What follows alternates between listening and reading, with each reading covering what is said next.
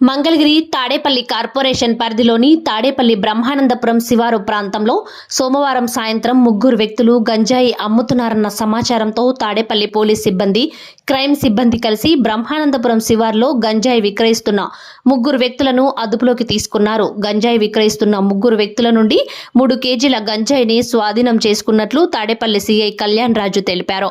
ఈ సందర్భంగా సోమవారం సాయంత్రం తాడేపల్లి పోలీస్ స్టేషన్లో విలేకరుల సమావేశం ఏర్పాటు చేసి తాడేపల్లి సీఐ కళ్యాణ్ రాజు మీడియాకు వివరాలను వెల్లడించారు.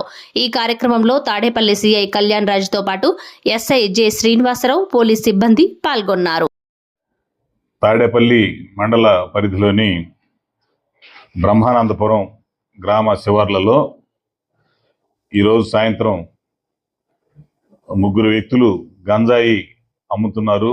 ఆ చుట్టుపక్కల వచ్చేవారికి పోయేవారికి అవసరం ఉన్న వాళ్ళకి సమాచారం మీద అమ్ముతున్నారన్న విషయం తెలుసుకొని మేము మా క్రైమ్ సిబ్బందితో పాటు మేము అక్కడికి వెళ్ళడం జరిగింది. అక్కడ బ్రహ్మానందపురం అవుట్స్కట్స్లో ఒక ముగ్గురు వ్యక్తులను అదుపులోకి తీసుకోవడం జరిగింది. ఆ ముగ్గురు వ్యక్తుల పేర్లు ముత్యాల మనోజ్ కుమార్, అహ్మద్ బాషా, ఖైలా ప్రవీణ్.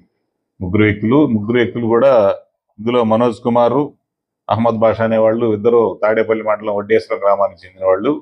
ఖైలా ప్రవీణ్ అనే వ్యక్తి కొల్లనకొండ గ్రామానికి చెందిన వ్యక్తి. ముగ్గురు కూడా గంజాయి అమ్ముతుండగా పట్టుకోవడం జరిగింది. ముగ్గురు వద్ద నుంచి సుమారు 3 కిలోల గాంజా 3 కవర్లలో ఉండగా స్వాధీనపరచుకోవడం జరిగింది. దీని మీద కేసు నమోదు చేశాము. ముగ్గురిని కూడా కోర్టులో రిమాండ్ నిమిత్తం ప్రొడ్యూస్ చేయడం జరుగుతుంది.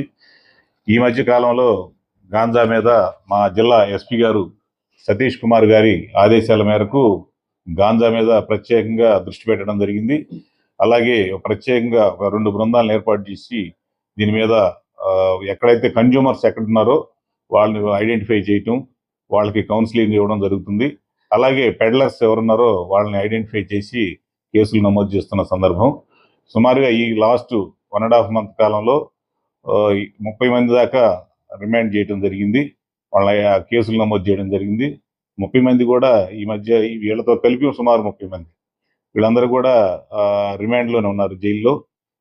పోలీస్కి ఈ ప్రత్యేకంగా ఈ గాంజా మీద దృష్టి పెట్టారనే దానికి నిదర్శనం. ఇక ముందు కూడా ఎస్పీ గారి ఆదేశాల మేరకు దీని మీద గట్టిగా కఠినంగా ఉండడం జరుగుతుంది.